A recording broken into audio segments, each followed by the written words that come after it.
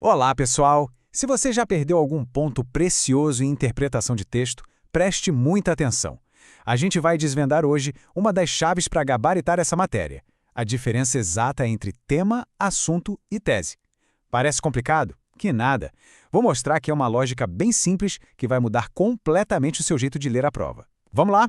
E o ponto de partida é este aqui, entender que essa dificuldade não é uma falha sua, é uma armadilha clássica. As bancas de concurso sabem que essa confusão é muito comum e, claro, elas exploram isso nas questões. O nosso objetivo aqui é exatamente blindar a sua preparação contra este tipo de erro e garantir esses pontos que fazem toda a diferença. Para isso, nosso plano de voo é bem claro, tá? Primeiro, vamos entender o tamanho do problema e por que ele custa caro. Depois, vamos definir cada um dos 3 conceitos-chave. Em seguida, a melhor parte, aplicar tudo isso na prática.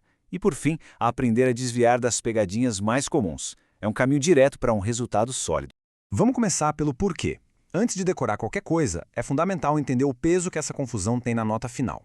A gente não está falando de um detalhe qualquer, mas sim do alicerce, da base que sustenta toda a sua capacidade de interpretar um texto corretamente na hora da prova. Pensa nisso como se fosse um efeito dominó. Se a primeira peça cai, ou seja, se você erra a identificação do tema, todo o resto pode desmoronar junto. A ideia central, a intenção do autor e, claro, a resposta correta. As bancas sabem disso e montam alternativas que são verdadeiras iscas. Dominar essa base não é só teoria, é pura estratégia de prova para garantir pontos de forma rápida e segura. Certo. Então vamos colocar ordem na casa. Vamos desmontar agora os 3 conceitos-chave, um por um. A lógica aqui é como um funil. A gente começa no mais amplo, no mais geral e vai afunilando até chegar no mais específico e opinativo. Fica muito mais claro de entender assim. Primeiro de tudo, o tema. Pense no tema como a grande gaveta onde o texto se encaixa. É a área geral do conhecimento, sabe? Por exemplo, se um texto fala sobre inteligência artificial, o tema é tecnologia. Se fala sobre desmatamento, o tema é meio ambiente, percebe? É sempre algo amplo, direto e, o mais importante de tudo, é neutro. O tema não dá opinião. Ok, em seguida vem o assunto. Se o tema é a gaveta grande, o assunto é aquela pasta específica que está dentro dela. Ele afunila a discussão. Usando o mesmo exemplo, se o tema é tecnologia, o assunto poderia ser o impacto da tecnologia no mercado de trabalho.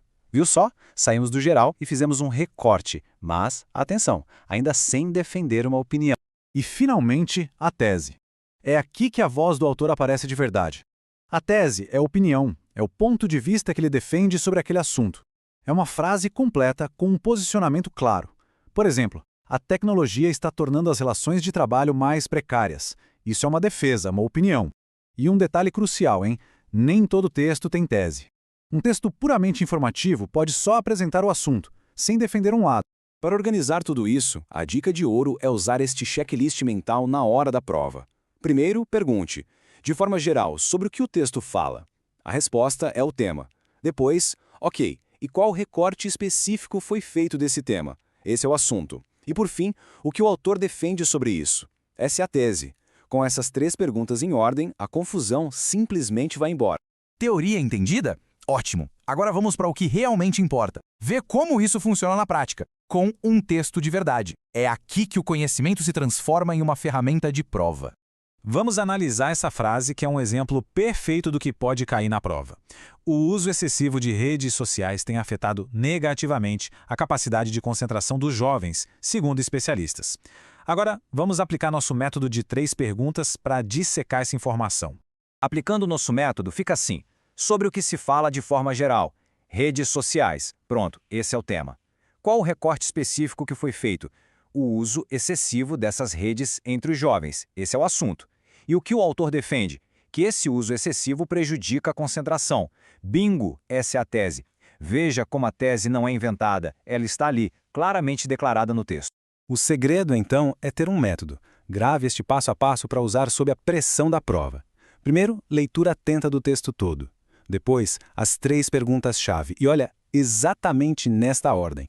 Essa sequência guia o raciocínio do geral para o específico e impede que as alternativas erradas te enganem. Agora que o método está claro, vamos para a etapa final, aprender a se defender. Vamos dar uma olhada nas armadilhas mais comuns que as bancas preparam e como garantir que você não caia em nenhuma delas. Fique de olhos bem abertos aqui. As bancas vão tentar te enganar de 4 formas principais. Primeiro, vão oferecer o tema como se fosse a tese. Segundo, vão inventar uma tese que até parece fazer sentido, mas não está escrita no texto. Terceiro, vão usar o título como uma isca. E a armadilha mais perigosa de todas, a emocional. Muito cuidado para não escolher a alternativa com a qual você concorda, mas sim aquela que o texto realmente defende. Na prova, sua opinião não vale nada. A do autor é tudo. Então, vamos gravar a regra de ouro para fechar. Tema é o campo geral. Assunto é o recorte específico. Tese é a posição do autor. Memorize essa progressão.